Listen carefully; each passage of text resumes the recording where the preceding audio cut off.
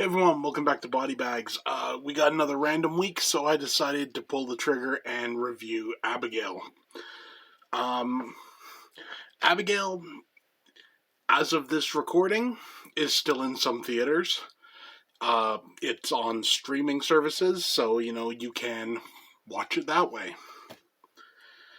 So yeah, this review, I can't really give spoilers for this because, let's be honest, all the spoilers were given in the trailer. Everything that should have been a surprise is given away in the trailer. You get these. How many are there? 1, 2, 3, 4. These 5 people, and they kidnap this little girl. They're gonna ransom her back to her father or whatever. So they take her to this house. All of this has been orchestrated by this other guy. What's his name? He was in The Mandalorian, and he was in Breaking Bad. Something Esposito.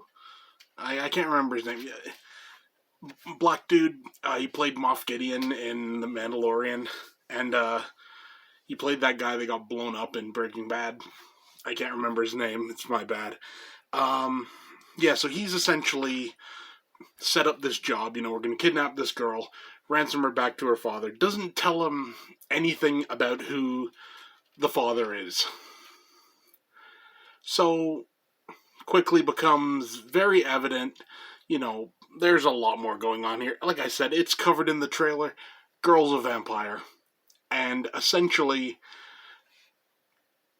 they've been brought here to be her food. So she set the whole thing up, via other people and everything. What this does have in it, though, which is kind of neat, is like a whole little, what's the movie?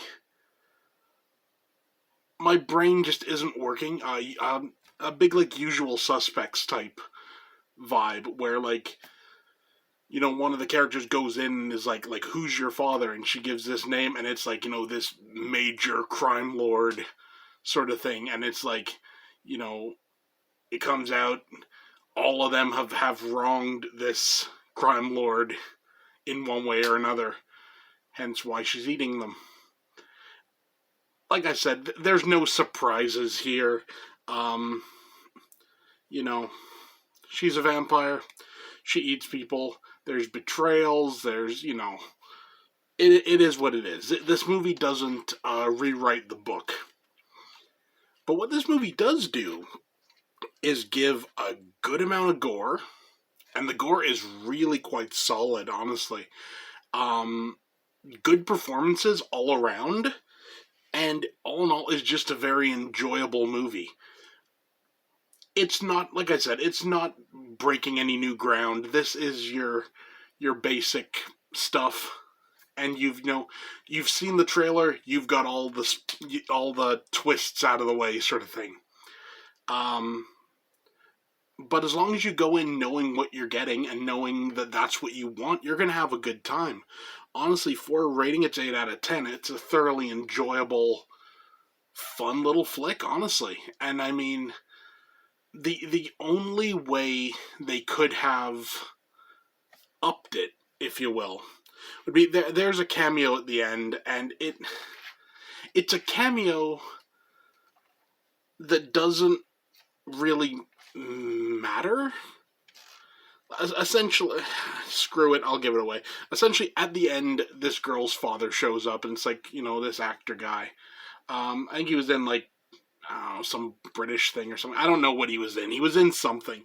But it's not... This would have been so easy to have just made it that, when her father comes in, the vampire that is her father, if it had been the Dracula from the end of